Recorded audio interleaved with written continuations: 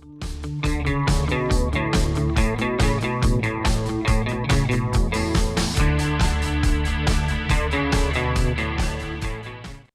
everyone. Welcome to the Carlson Cards podcast. Today is a very exciting episode because we have on Katelyn, who I've known for probably over a year now from chatting online. I got to meet Katelyn in December at a local card show, which is a lot of fun. And now we have her on the podcast. It should be a ton of fun. We're going to be chatting about a lot of different topics because Katelyn's collecting is very varied. A lot of different sports, a lot of different interests.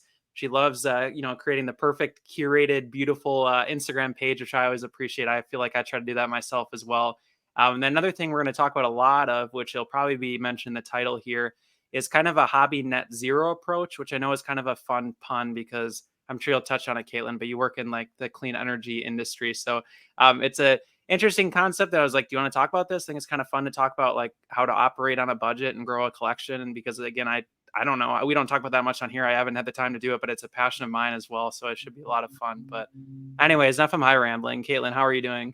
I'm doing super well. Thank you, Austin, for having me on. This is a bucket list item, so I'm honored to be on here. Appreciate it.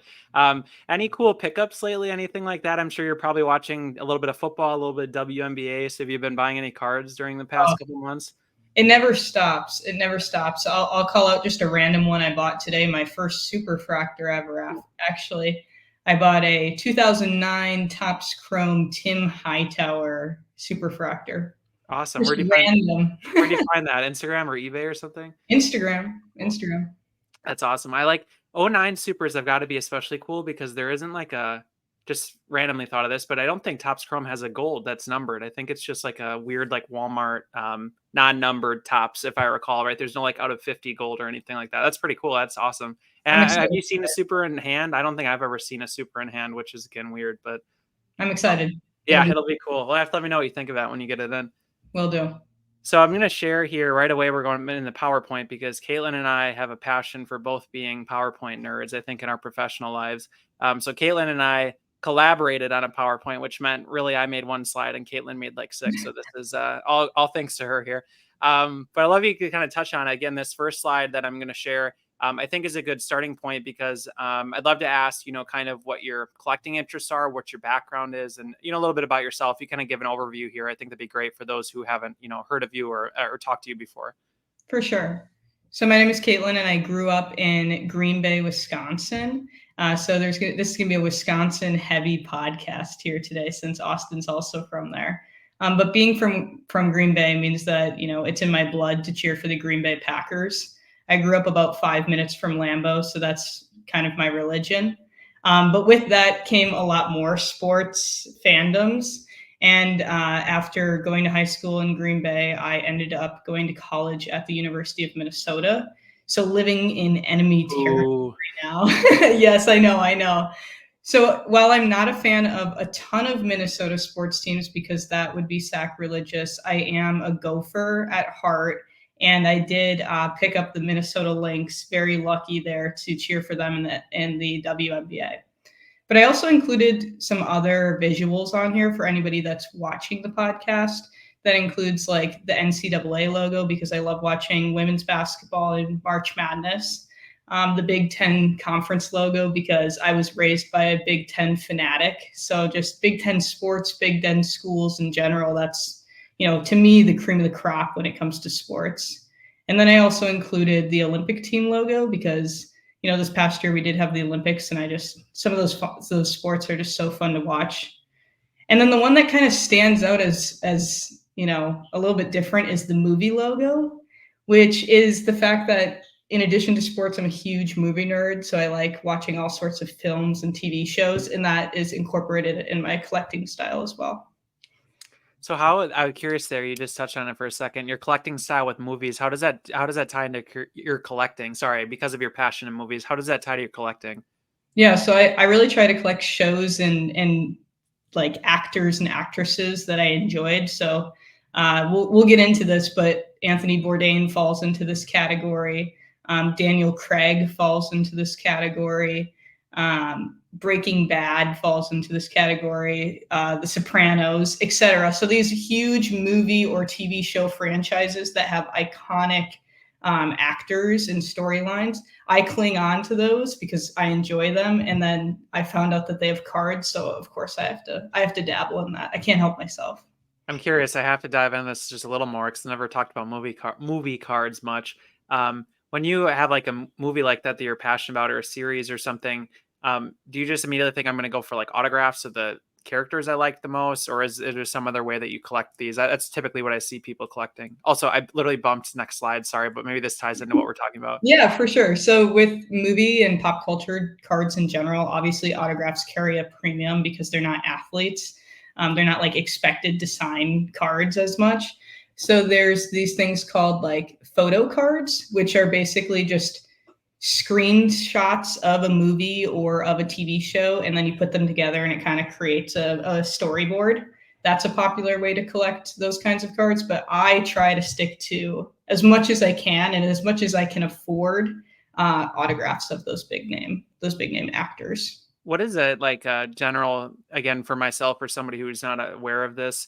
What is like a general, like you consider a pretty affordable price point for some of these like movie or TV show autographs? Like, what would you say is that range? And then is it heavily just, I'd imagine, just based on how many they signed, how popular the show was? I mean, there's a lot of factors, I'm Yeah. sure. I mean, But as with sports cards, there's a yeah. million factors that go into it. When you're talking about just like base, like photo cards, they can literally be on ComC for like 5 cents and you can pick them Hmm. up. But once you get into the autographs, I would say depending on the caliber that you're going, if you want to use A list, B list, celebrity type tiers, those A lists are going to run insanely high. Bourdain in particular, like to get an autograph of his is very difficult below $2,000. Just as an example, Daniel Craig, probably around $300 base you're looking to spend. So it really varies. And depending on how many contracts they have with card companies, that really shoots the price up quickly. Awesome. That's pretty good insight. I appreciate that. Also, I Mhm. apologize if anyone saw I turned around. My dog decided he wants to start eating the door, and he's never done that before. But of course, the podcast is on, so he has to start doing something. Has to. That's what you expect. But so, anyways, with the visual here that I bumped to the next slide by accident, but it's again a good segue here. I want to just give a shout out because you didn't make this slide. I decided last minute to throw this in to give you credit to your Instagram page for those of you who are listening and collect on Instagram, share your cards, that sort of thing. I always find it really interesting when people take a pretty unique approach. So, Katelyn, I'd love to hear if you like sharing what kind of your approach is and what we're looking at here and what you kind of go for when you curate your page. For sure. So when I first started Instagram, my photos were very poor quality and had no sort of consistency at all. It was just like backgrounds of, a table, or if I was feeling really fancy, like some plants that were like half dead, probably. And at some point, I looked at it and I was like, I'm not very happy with how this is looking. Like, I feel like the cards could be accentuated better. And I do like the idea of like a clean slate Instagram as well, but I felt that, something that could just be different and stick out when people are scrolling through their feed is attaching a fun photo of the athlete or the subject of the card, particularly one, if possible, that relates to the card at all. So I see we're sharing one of Perk Rogers here, of Aaron Rodgers and his COVID mask, which has a historical significance for the NFL. But I tried to pick like a photo of him with his mask on, right, to match that card. And I thought it just ties it all together to me. Of we're collecting cards not just because we like pieces of cardboard, but because they remind us of moments in time. So if I can find a photo that reflects that, I find it super fun. Another one I'll call out is like the Jordan Love. I picked that photo because I was at that game. So like it's just little things that I can tie in and just make it a little bit more like my account, like my own thing. But it's a lot of work, and I've really set myself up now. I'm in the thick of it. I think I have over 150 posts that have this concept going on. So I'm trying my best to keep it up, but it's a lot of work.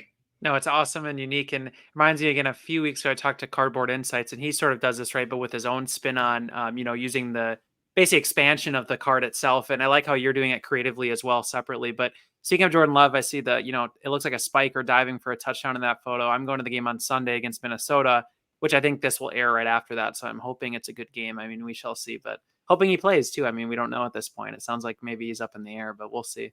Hopefully, that's a big week. It's Aaron Jones week, right? That's what I've been calling it. Yeah, I don't know. Did you see? I saw, for anyone that's a sports fan or NFL fan too, I saw, dude, you got to stop eating the door, dog. Sorry. But I saw that Aaron Jones had posted in the Players Tribune that, he had like an article to Green Bay and kind of went over his career and stuff. I don't know if you saw that. I thought that was really well done. And I always like seeing, kind of hearing from the players, because I think there's a lot more depth to a lot of them than we give them credit for. So that was a pretty well written article. Oh, absolutely. And to piggyback off that, as somebody who grew up in Green Bay, it's not the flashiest city that an NFL player may like dream of when they think of, I'm going to get paid a bajillion dollars and go play football. Places like Miami, New York, LA are super enticing. But then to hear from people like Aaron Jones who really enjoyed their time in Green Bay and cherished it, I can't not like him, even though he's in those other colors now, the purple and gold. Yeah, we're used to players joining those colors, unfortunately, somewhat. A few times. Zadarius, Brett Favre come to mind, but awesome. So then another topic again, before we dive super far into your collecting, this is a topic I mentioned in the intro. It's probably going to be again some in some way, shape, or form the title of this episode. Is the concept of kind of a again a hobby net zero approach. And so I'd love if you could talk about what this concept means to you. And I'm sure I'll provide some thoughts here as well. But I know for the photo here, we have a graphic that kind of shows some of the splits of, different generations of your life. I'd love you maybe talk about this and then what it means to you in terms of how you collect, in terms of the cards you approach, price points, sustainability in terms of your hobby approach. I'd love to hear that side of things. Yeah, absolutely. So I think the big thing to point out here is that we as people grow up and we mature and our collections evolve with that. So the way that Austin and I kind of thought about this when we made this slide is thinking about these three stages of life. So you start when you're young. Hopefully everybody had the joy of having cards when they were a kid. Because you had a ton of energy and a bunch of time truly to appreciate them, but it wasn't necessarily a financial commitment when you were young. They were probably 10-cent cards that you got from the packs at Walmart or Target, or in my case, Shopco. So that's where we once were, and we're making our way through this life cycle. And the next one is middle aged, which I'm not there yet. I don't think you are, Austin, either. Getting close to 30, I feel like no, I'm kidding, but you're, yeah, you're, no. you're almost getting there, but when we get to that age, we have a little bit more financial resources to spend, but then we're more limited in our time, and our energy seems to decrease as well because of what we're dedicating more time to, which is usually family, work, those kinds of things. And then the final stage that we have listed here is old. So when you get really old, you have a lot of money, hopefully in your retirement savings account, you have a lot of disposable income. You don't have a job, so you have so much time to think about cardboard, but maybe you don't have the energy to think about it as much.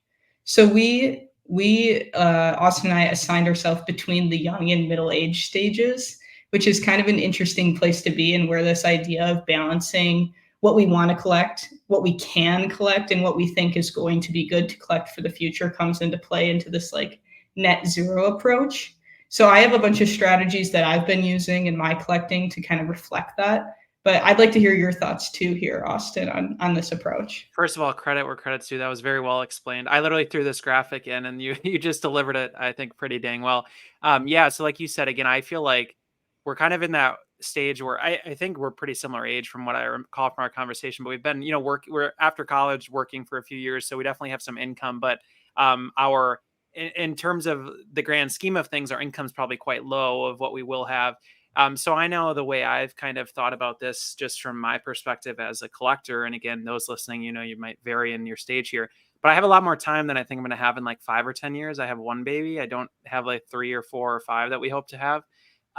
So a few things that I feel like I'm able to do now that are really important with my collecting, that again, maybe it's kind of an interesting topic, is like, I really can take the time to find good deals, to be patient, to look for maybe the lower grades or the higher grade at the right price, and be patient and picky with that, and spend the energy searching eBay, messaging people, doing all these things that frankly, I don't think 10 years from now I'm going to have the time or want to do nearly as much as I do right now. And then one other thing that your last point made me kind of think of about deciding what we want to collect for the kind of the long run is, I think, what you're implying. I'm really now very heavily focusing on like, what are the sets that I think when I am what we're calling, begin middle age that this chart had, or old, what I think the sets I will still want then that may be significantly harder to find, more expensive, more difficult to find. So I really, this again, topic is just interesting because really recently I'm super focusing on what do I really want to collect forever that I think I'm going to look back in 20 years and tell myself, why weren't you buying more of these? That's the stuff I want to go get now. So I don't know. What are your thoughts? Does that kind of resonate? I assume hopefully some of that overlaps with what your thinking is as well.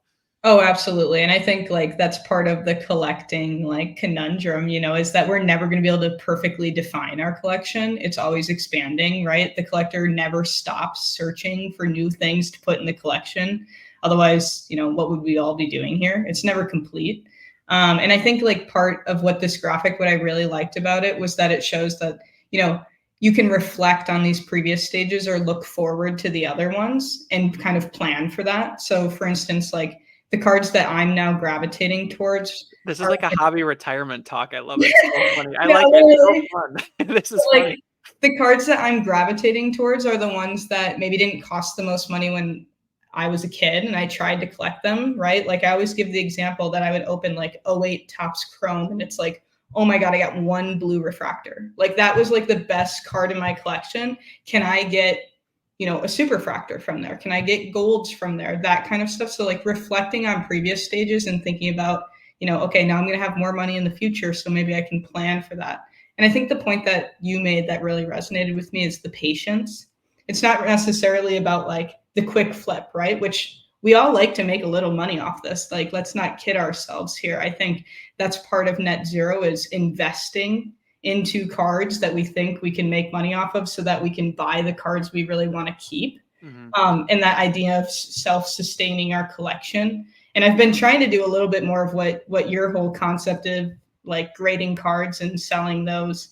I think there's a lot to be learned from like keeping track of your finances, figuring out what's in your bounds and how you can get to where you want to be. And it's just depending on where you fall in this stage, it can look a little different for everybody. Yeah, I think that ties back to the time. What you were getting at there is like, I feel like you and I both enjoy setting up at a card show, chatting with people, meeting people, hopefully selling, again, a few non-collection cards or ones that we're letting go of, whatever. But I think that ties back into us having a little more time to do those kind of things. So I think right now I have the time to be doing that. I really enjoy doing that, investing in that side of myself in terms of, Mm-hmm. growing the collection sustainably that way. Right. Mm-hmm. And then whereas again, I go back to like 10 years from now, am I going to be wanting to set up at shows every weekend? Probably not, but every month here and there, I think has been fun now. And again, it ties back to that whole, like, again, I don't think our finances are in the spot that they're going to be hopefully in 10, 20 years. But when they're in that point, we won't have the time. So we just want to outright buy the cards anyway. We don't care. Theoretically, if things go well, that's kind of the point. So it's just an interesting thought topic here. I don't know. I enjoyed chatting about this. I appreciate your thoughts here too. Anything like else to add on this one?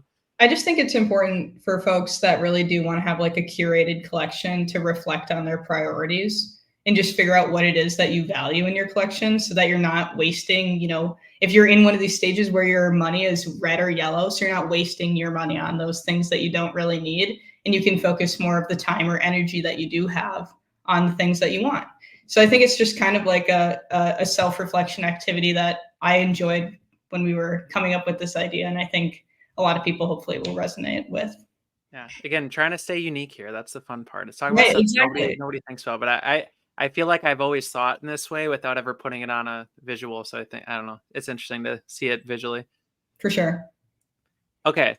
Back to your collection now, again, that we kind of took the higher scope of, again, what kind of drives you, what your perspective is on terms of, again, balancing finances, balancing your time, finding cards that you're looking for. Now we're going to drill down into your chases, which I think should be pretty interesting because you listed quite a few here. Love if you could kind of touch on these lanes, what interested you in them.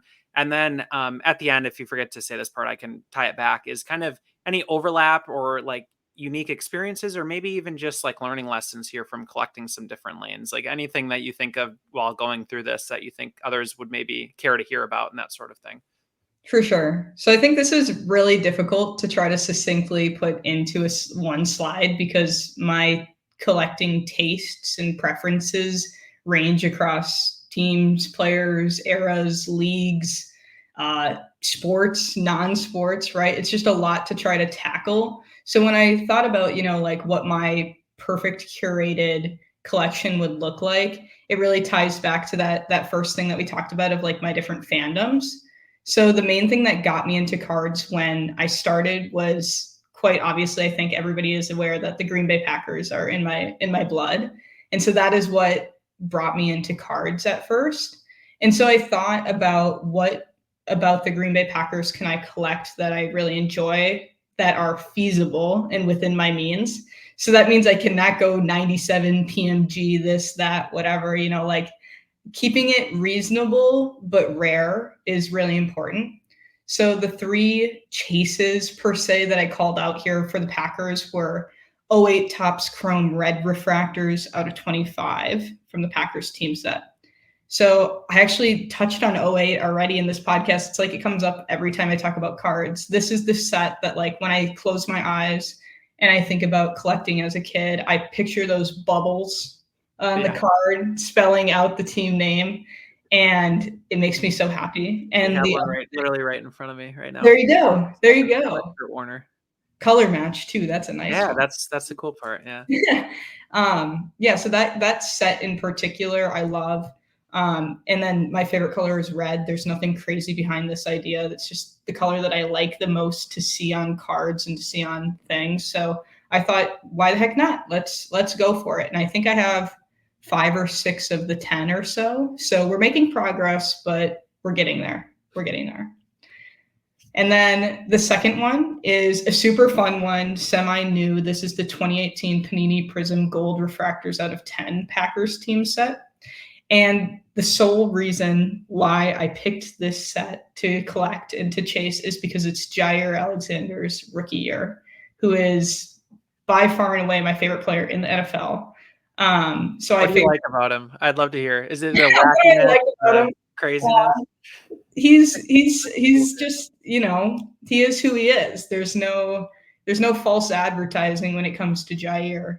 And good timing too now with his first career pick 6 last week against the Titans. But I really just like his charisma, his confidence. I think defensive backs, and we'll get into this, are some of the most under-collected and underappreciated positions in the league. It's a tough position to play, and nobody it's a rewardless position.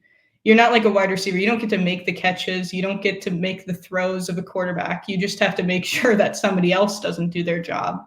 So that's why I like Jair, and that's what led me to collecting 2018. And one note on 2018, if you know the Panini design of that, with the gold on the Packers uniform, it almost looks like a piece of cheese, which makes it even better. I just think it's because of the holes in the chromium. Yeah. Yes, exactly. Yeah.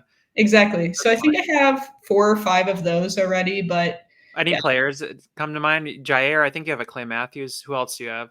Devontae. Oh, awesome. And Aaron Jones. Awesome. Those are damn good 4 to start with. Another thing about that set, I was talking last week with Cardboard Chronicles about this. I feel like a stupid amount of nostalgia for that set already, even though I never opened it. I wasn't even back into collecting when it came out. But it's all because that stupid COVID time where we were all like going after like Luca and all this stuff. Yeah. I think that set will always have a special place in my heart, even though I don't have any cards from it. Just because of that, I'm like nostalgic for like I said, the slants of the lines and the way it looks. It's just kind of funny how that goes. Exactly. Yeah, I love that one. And I guess the third one for the Packers that I called out is a simple one. It's Clay Matthews Topps Chrome Gold Refractor. Just an iconic Packers player that I grew up with. Who doesn't like Topps Chrome Golds? If you don't like them, I mean, I don't know what you're doing. I think they're awesome. His photos are some of the best too. They have to be some of the best that I've seen. I'll post some images of some of yours probably when I go back and edit this for those that are watching. But they're crazy cool.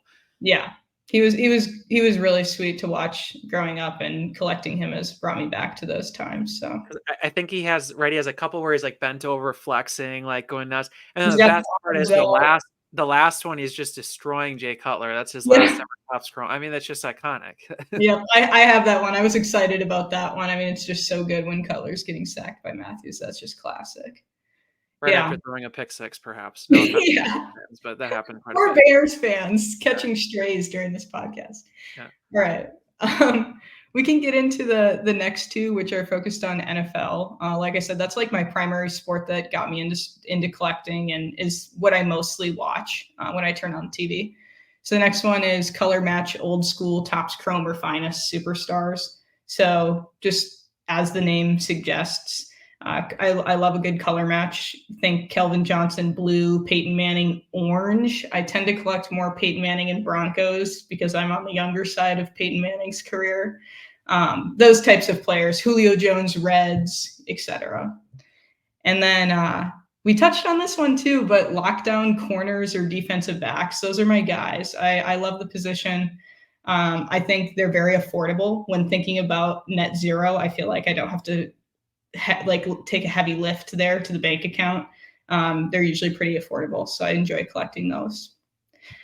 And then the last sports one that I have listed is 2020 WNBA Prism Gold refractors out of 10. Now, this is a very ambitious one because for anybody that isn't familiar with the WNBA space, 2020 was the first year of Panini Prism, which makes them so difficult to even track down since they're limited to 10 copies. And I've tried to keep the super long checklist quite short to my personal favorites. As of now, I have a singular card, and that feels like an accomplishment itself. So this one's definitely a more difficult task, but I'm trying my best. And I think the idea of a first year product is really like something to be appreciated. And I think it's going to keep gaining speed in the hobby. So I love how you call these Prism Gold refractors because that's legitimately what the name should be. right. Is that because of your Topps fandom? Is that why you do that? Oh, absolutely. I mean, That's, like, I do not apologize for that. I mean, no, I love it. I mean, that is literally what they are. I wish they Yeah. hadn't named that. I don't know why the name changed, but maybe just to change themselves from Topps at the time. I'm sure. Yeah, so that's the last one that I have called out. I collect other things as well with between these among this stuff, but those are the ones that stuck out. And then the last two are those little movie icons that I put in there, which are the best Bourdain cards in existence. So for anybody that isn't familiar with who Anthony Bourdain is, he is a author, a writer. He's, I think, a philosopher, but he's most well known as being a chef. And so he had a very limited existence in cards. And so I'm trying to collect the best of the best, the cream of the crop. And we can get into that once we get to the Mount Rushmore too. But this is really the mountaintop of my collecting. If you ask me, Katelyn, you only have one lane to collect in for the rest of your life, it would be this one. That's for sure. Awesome. Yeah. And then the last one before we move on is just James Bond. I love 007. I love Daniel Craig specifically. And so I'm trying to complete his Casino Royale run. So and that's autographs. When you say run, that's autographs. Yeah. Awesome. All right. Now the favorite part of the podcast, personal favorite, and I think hopefully for a lot of you, is the Mount Rushmore. So love you can kind of step through these. And of course, like I always mention, just give a call out to the card instead of just talking about them so people know what we're looking at. That'd be great. So yeah, start with whatever one you want as well. Yeah, so I put these in an order from number 4 to number 1. Number 4 being the bottom of the totem pole, but I don't want to say that, like, put that too strongly. These are all very, I don't know, I love all of them equally, but if I have to rank them, this is how I'll do it. So number 4 is a 2022 Bowman University Caitlin Clark 2009-2010 Bowman throwback orange refractor out of 25 PSA 9. So despite not having a Bowman first logo here, this is a first card. In case anybody hasn't noticed already, I love the color red, and this card features red on every single parallel, no matter if it's orange, aqua, the base. And that really drew me in. I love full color bleed cards where there's not really a background going on. It's just a full color. And I thought this one really captured that. Another thing that Bowman U and WNBA cards, sometimes there's just really unflattering photos because they're not in like helmets in the NFL where it's like you can't cover up any like weird facial expressions. And I thought this one was fine. This one was not bad. So I was like, I love it. It's out of 25. I think the orange pops nicely with the jersey. And Caitlin Clark, I mean, changed the game of women's basketball and brought a lot of new collectors into the space. So I think she deserves a space in my Mount Rushmore. And, what better way to do it than a short print Iowa jersey card? So right here, and one curious thing I have is, and maybe this ties specifically to Katelyn, but maybe WNBA as a whole. Would love if you can kind of give a basic overview of how a person could go about collecting the sport, because I feel like, again, it's really popular right now, and I think you see a little more at card shows. You hear about it more online, mostly due to the dollar amounts, is what I'm like kind of. Mhm. But there is underlying a big group of people and a big fandom for collecting WNBA cards that's kind of evolving. It does seem like. Mhm. So I'd love to hear like your perspective on what's actually like, a good product to chase if you're kind of new, what is maybe not, right? Because I know Yeah. there's a lot of college stuff versus Prism. Just whatever you feel is good to share here. I'd love to hear a little more about. Yeah, so the nice thing with women's cards in general, a blessing and a curse, is that you're a little bit more limited on your options than in men's cards. I say that's a blessing. I'd rather have must sets, to be honest, but For sure. I hear you. I hear you.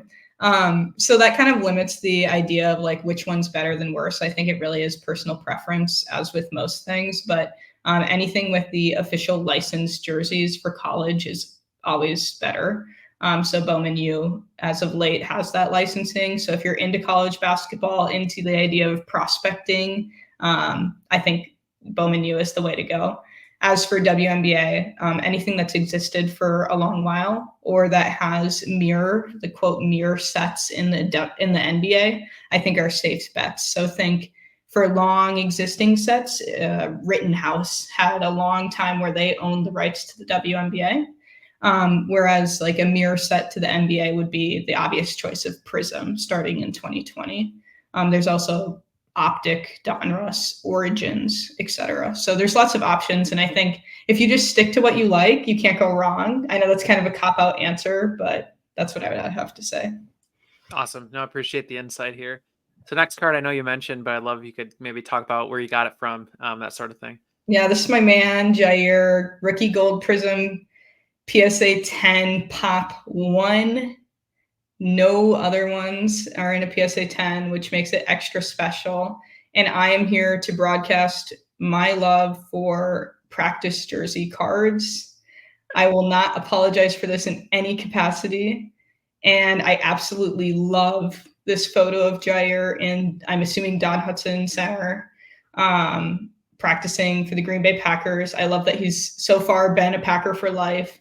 The gold, like I mentioned before, with those little dots makes me just want to eat the card. It looks edible to me. It's just everything about it I love so much. And when I picked this up, I didn't think it could get any better. I think to me, this is my favorite Jair card in existence.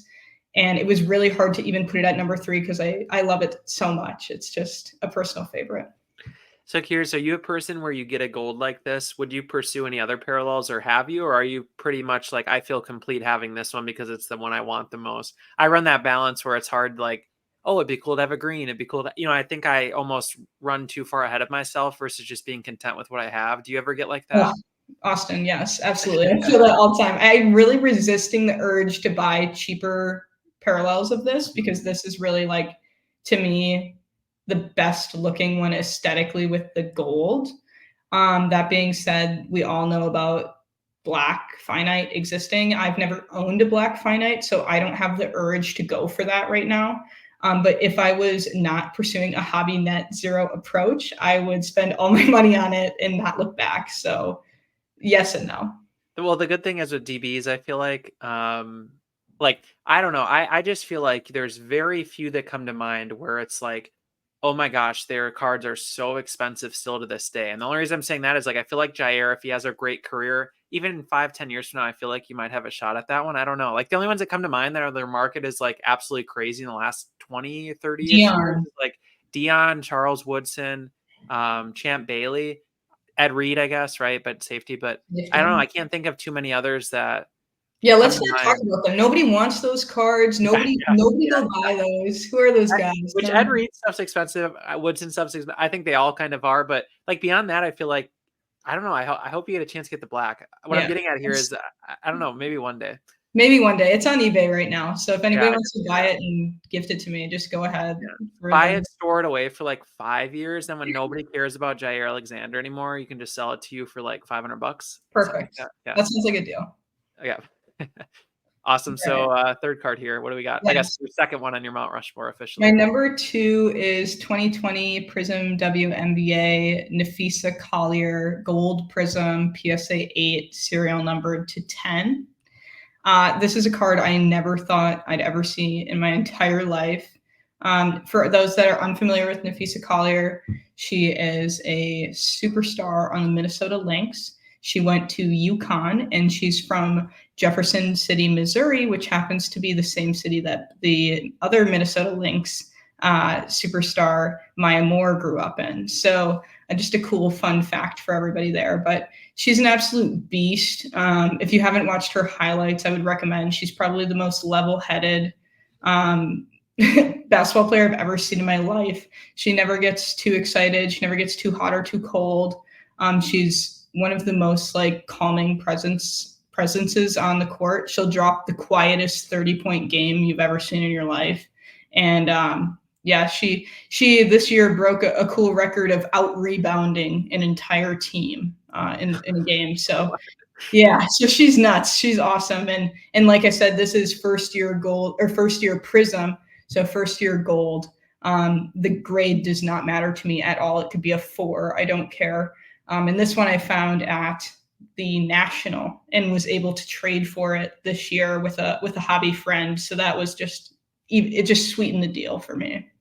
That's awesome. I was just quick searching, has an NBA player ever out rebounded an entire team? And I didn't see anything. Maybe somebody knows that there has, but that's crazy because even WNBA it says no, but that must have just gotten broken. You said this year, so Yeah. this Google AI it's old, doesn't Oh, understand. yeah, and it was against the Aces who have Aja Wilson, so it wasn't like she was going against some bums. Like she was able to do it, and yeah, she's just a freak on the court and super cool off the court as well, which means a lot to me.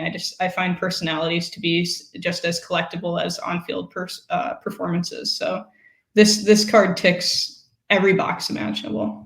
That's awesome. Yeah, great card. And like you said, for the first year product, getting that I'm sure was a thrill. Are there any other names in this set that you're just, again, Oh, for if you're willing to share yeah. anything that Oh, you're kind of like for the right price that is reasonable, you'd probably grab? Are there any names that come to mind? yeah, absolutely. This is funny. I was actually just talking about this at a show in Minnesota. I was like listing them off, and some guy was like, and the list kept going. So a few of them are Diana Taurasi, obviously, the GOAT. I think her PSA 10 of this just did $4,000 on auction, which Wow. increased the prices a lot of these. Sue Bird, Brittany Griner, Arike Ogunbowale, and then Jewel Lloyd is also on my list. Yeah, anybody that really speaks to me. I would love to have all of them, but that's just unattainable. I don't think they've all been pulled, quite honestly. They're all sitting in boxes somewhere. Yeah, maybe in the future again, though. You never know. I mean, again, it's hard though, because you always run into that. Well, 10 years from now, maybe everyone will want, it's kind of hard to decide, but Yeah. hopefully. Yeah. Okay, awesome. And then what is number one? And I'm excited to hear this because I've heard it on another podcast. So shout out Stacking Slabs. I got to hear a little bit about this, but love to hear the story here again. Oh yeah, this is the holy grail. This is 2014 Topps Allen and Ginter Anthony Bourdain not baseball auto red ink hand numbered 7/10. PSA 10 pop 1, no other graded with PSA in any grade. So take that mouthful and just digest that for a second. In my opinion, this is the greatest Anthony Bourdain card, humbly, in existence. And this is a card I quite literally cannot fathom the fact that I own it. I have it sitting next to me as I do this podcast, actually, because it's just crazy to own this and be able to hold it in person. Yeah, there's so much I could say about this card, but to sum it up, I suppose Anthony Bourdain had very few cards. He was in 2014 Topps Allen and Ginter. He was in a couple Garbage Pail Kids sets, which like do with that? They're technically stickers. So like, does it really count? I don't know. And then I think he might be in a couple one of one cut autos in like Topps Transcendent or something like that. All that is to say, they're extremely hard to come by. And they're even more hard to come by licensed because he only had, like I said, the cut autos, which are like once every year. And then he had a blue auto from this Allen and Ginter set that nobody really knows the print run on that. And then this, which is the hand numbered out of 10. So these are just incredibly difficult to pull, to find, to pry out of people's hands. And the fact that I own it is just, it's just crazy. Yeah, this is a coffin card. Is that what they say? I don't know if I have any of those yet. I feel like this one sounds like it is for you. Not that I don't love my cards, but you get what I'm saying. I mean, that takes a big thing to say something like that. Yeah. This is one that like I still like kind of have to pinch myself that I own it. And like the value is almost unimaginable for something, as we talk about net zero, like this was not even in the realm of possibility of owning financially. And the fact that it worked out was just, it's just Can you awesome. remind me, how did you get it? What was the story? I remember some of it, but just curious. I would like you to share it again. Yeah, it popped up on eBay raw. Oh, wow. Yeah. And then I messaged the seller and did the old, hey, are you on Instagram Yeah. thing? He followed me and he had like 30 followers. I had no idea who he was. And I was like, please, I'm begging you to take this off eBay. I'll buy it from you, whatever. And we agreed on a trade that involved, we didn't talk about this at all, but I also venture into vintage. And I traded a Jim Thorpe rookie card and Is it the All-American one?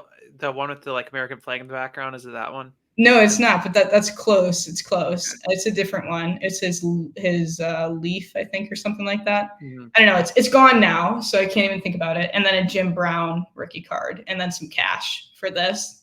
And then I had my good friend Riley clean it, sub it at the Burbank Sports Card Show, and it got a 10. Wow. And so you did the old microfiber brush, tossed it in there, got the. Wow. I was like, I trust you. He took it on a plane from Minnesota, flew it to California, did the whole, put it through PSA, and he sent me a photo of it and FaceTimed me when it popped, and I didn't believe him. Like, I was like, no, that can't be my card. No way. Like, not at all. And it's real, and I love it so much. Wow. And they loved you so much, they sent you a PSA hat that you're now wearing. I wish they would have sent me that. Yeah. Nice. That's what they should do. I mean, you get a crazy hit on a card they've never seen, they send you merch or something. I don't know. That'd be kind of cool. It'll actually be iconic. I think they should start doing that. Nat, if you're listening, go ahead.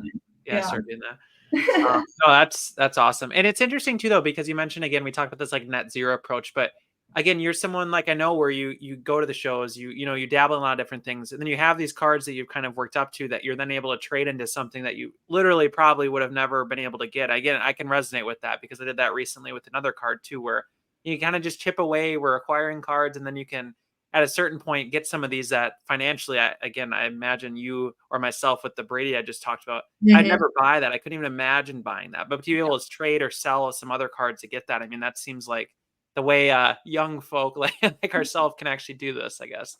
Absolutely. Yeah. It's a testament that if you want something and you go about it the right way and have a plan and a strategy to go for it, it's possible, even if it's just nuts. Yeah. Awesome. I gotta say, one of the coolest and most unique Mount Rushmore. So appreciate you sharing everything here. Thank you. All right. So we're towards the end of the episode, and what we always do here is a fast five. You're good with it. So I have some questions I thought of during the episode, and then a couple I wrote down prior, and then I need to think of one more. So I'm gonna get spicy maybe as we start talking. I'll think of something. Okay. So first one is, you have a wide fandom, right? A lot of different teams. You mentioned. If you could pick one team in the USA to win a championship in the next 12 months, Green Bay Packers. Not even close. To finish the question. It's okay. It's not even a question. I appreciate that you said that. I was really hoping that would be the answer. I was be a little disappointed, but that's yeah. Are you kidding me? Like, I'm wearing my Green Bay draft shirt right now. Like, for next year? Yeah, what I would give for the parade to come back to Green Bay. Like, that's so cool. I want to go next year too. That would be super fun. I feel like it's really reasonable. I talk to people that went to the one in Detroit. And I used to live in Detroit, so I'm pretty familiar with the city. Sounds like it was really awesome and actually not crazy difficult to get to, and like you could go there. I don't know if it's free. I can't remember. The tickets were pretty cheap if you did have to Probably pay. just cost of beer. That's probably the only Yeah, cost. cost of beer. Yeah. And then you buy 4 more when you're there because it's so fun. But, I'm excited, man. It's gonna be awesome. I'll see you there. yeah, definitely for sure. All right, awesome. And then second one here is what would you say? This is kind of a hard one, but I thought of this prior to the episode because I'm curious what your thought is. What would you say is the number one change to how you are collecting today versus a year ago from today? Is there anything that comes to mind, like the way you're going about it or the way you're thinking? Is there anything that kind of comes to mind there? Oh, so many things have changed. I look back on my Instagram stories that I used to post of me trying to sell like $2 cards, which respect anybody still doing that. That's part of the hobby and learning. And if you're good at it, like no sweat staying in that lane. But the value has really changed once I started recognizing that like cards are vehicles, right, to more cards. So not all cards are just own, get rid of. It's own, trade, find a new one. So like the idea of using cards as vehicles for next steps is really what has changed my perspective on cards and really helped me go from $2 cards average to probably $100 averages on cards that I'm purchasing and trading for. Awesome. And then third question is, what is your quick thought, your favorite movie, Mount Rushmore? Oh, 4. That's really hard. I know, this is impossible question, Austin. This right. is Toss me. You have to know your favorite overall. Toss me that. Yeah, one. but it's kind of niche, but I'll say it. And if anybody knows, please DM me so we can fangirl about it. But the movie Shiva Baby is my favorite movie. But Why if have you I heard of this name? I've heard this name, but I've never seen this movie. I don't know why. you're cultured, Austin. Is it on a lot of the like top X number of movies lists? That's probably Yeah, why. it's a new one. But if I had to say like big box office, Dark Knight Rises. You know, it's funny because you talk about being a movie fan. My wife and I have like, okay, what hobby can we do while the baby's young? We were in the winter. And then one of the things I thought of was going on that, just looking top lists of all time movies because it's basic. You can just Google it. And I was amazed some of those that are on there, like Dark Knight, that's like a top by critics and audience, a top like 15 movie, 10 movie of all time. And I was like, I remember it being good, but like, no way. And then you go back and watch it and you're like, oh, this is pretty good. yeah, it's freaky because you don't think of. I think we're so inundated with superhero movies at this point that we kind of disregard them. But it's crazy. Yeah, I'm very strict on my superhero. To be clear to anybody, respect for people that like superhero movies, but I pretty much stay in the Batman lane. And then I'm really excited for Joker 2 to come out with Lady Gaga as well. I'm excited for those. Awesome. And then fourth question here. Who do you think is going to be the WNBA champion? I've been watching a little bit. I watched some Fever a few days ago. It was not the best watch ever. They're playing tonight, I think. So we'll see. They're playing right now as we're talking. Tell me the score. I did not want to know the score yet. Okay. I'm going to watch the highlights. But who do you feel is the best chance to win the WNBA this year? Because I have no idea. I'm just starting to watch and kind of feel it out. But I'm curious what your thought is. Minnesota Lynx. Yeah, because of personal bias or? No, non-biased. I've been saying this since the beginning. They're the most complete team. It's funny. I saw a tweet or something that said like, if you cheer for this team, what it says about you.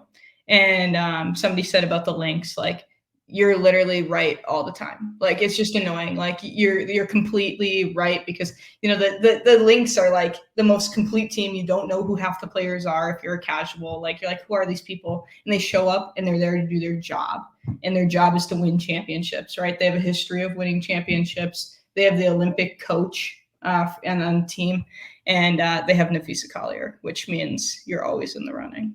Yeah, and a chance to out-rebound the entire other team. That's like a Dennis Rodman stat. Okay, awesome. And then final question: you're in retirement now. What does your PC look like? What's the goal? What are you trying to get to? What are the themes? Like, what's the general themes of this PC? I would love to have like the best card of every single player that was on the Packers championship team. And that would be like a really cool run to put together. So you just have to become a CEO and then Yeah. light work, Yeah. No problem. Just keep making good PowerPoints. You'll get there.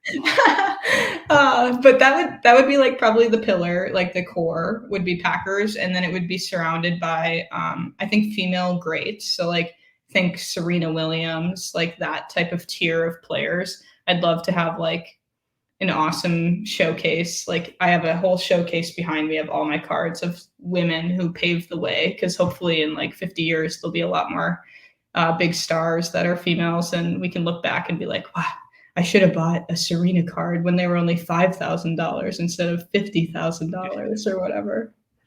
Awesome. Awesome.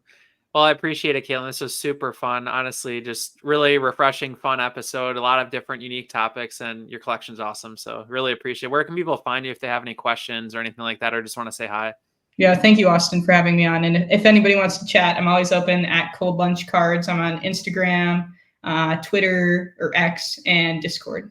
What is the Instagram name inspiration, by the way? You just Yeah. loved cold lunch as a kid? No, I picked Cold Lunch because I carry all of my cards at card shows in a lunchbox. Oh, okay. Makes more sense. Awesome. Well, I appreciate it, Katelyn. I hope you have a good rest of your night. Thanks again. Likewise. Thank you.